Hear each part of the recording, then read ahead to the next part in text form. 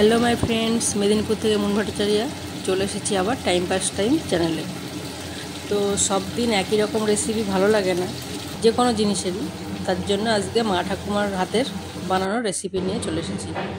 তো প্রথমে বাটা মাছগুলোকে ভালো করে কেটে ধুয়ে নুন হলুদ মাখিয়ে নেব। তারপর মাছগুলোকে একটু লাল লাল করে ভেজে নেব। তারপরে কড়াইতে অন্যদিকে আলু বসিয়েছি, আলুটা সিদ্ধ করে নেব একটু, না হলে সিদ্ধ হবে না। তারপরে দেখো বড়িগুলো ভেজে নিলাম, বড়ি দিয়ে রান্না করবো আজকে, কলাইয়ের ডালের বড়ি দিয়ে। তো বড়িটা ভাজা হয়ে গেছে, এরপর আমি আলুগুলোকে ভেজে নেব। এখানে নিয়ে নিয়েছি সর্ষে, পোস্ত, আদা, জিরা, শুকনো লঙ্কা, কাঁচা লঙ্কা।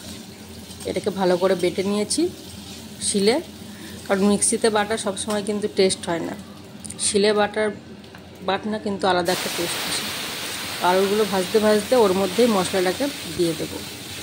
এবারে মশলাটাকে কিন্তু ভালো করে কষিয়ে নিতে হবে আলুগুলোর সঙ্গে। তোমরা কে কীরকম করো অবশ্যই কমেন্ট করে জানিও। এটা হচ্ছে বাটা মাছ দিয়ে আলু বড়ি দিয়ে ঝোল। এই রান্নাটা কিন্তু খুব ভালো লাগে, আর ছোট ছোট বাটা মাছ যত হবে তত কিন্তু ভালো। দেখো মশলাটা বেশ ভালো হয়ে কষিয়ে এসছে, মশলাটা কিন্তু ভালোভাবে ভাজা হয়ে গেছে। এবার একটু জল দিয়ে দেব, জল দিয়ে পরিমাণ মতো নুন হলুদ দিয়ে দেবো। এবার এই জলটা কিন্তু ভালোভাবে ফুটতে দিতে হবে। ঝোলটা যখন ফুটে উঠবে তারপরে কিন্তু মাছ ও বড়ি দিতে হবে, না হলে কিন্তু কাঁচা জলে কিন্তু বড়ি দিলে বড়ি সিদ্ধ হবে না। তাই ঝোলটাকে ভালোভাবে যেই ফুটে উঠবে তখন ওতে বড়ি দিয়ে দেব ও মাছগুলো একে একে দিয়ে দেব।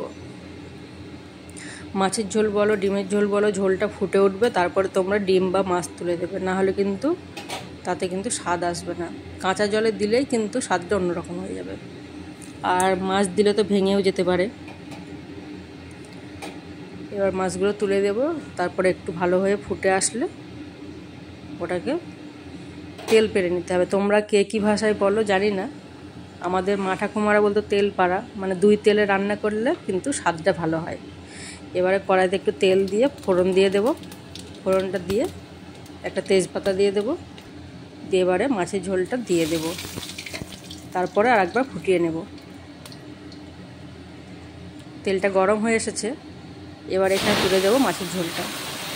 এই 2 তেলের রান্না কিন্তু সত্যিই খুব টেস্ট হয়, একটা আলাদা রকম গন্ধ বেরোয়। আর মাছের ঝোলে ফোড়ন না দিলে কিন্তু ভালো লাগে না, মাছের ঝোলে একটু ফোড়ন দিতে হয়।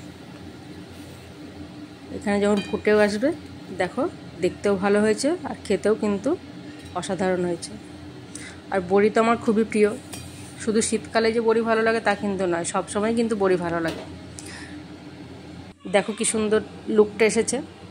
তো ভালো লাগলে অবশ্যই লাইক কমেন্ট শেয়ার করো, আর অবশ্যই পাশে থেকো। আর আমার পাশে যে থাকবে আমিও কিন্তু সবার পাশে থাকবো, আমার নোটিফিকেশান আসা মাত্র আমি তার পাশে যাব। ঠিক আছে।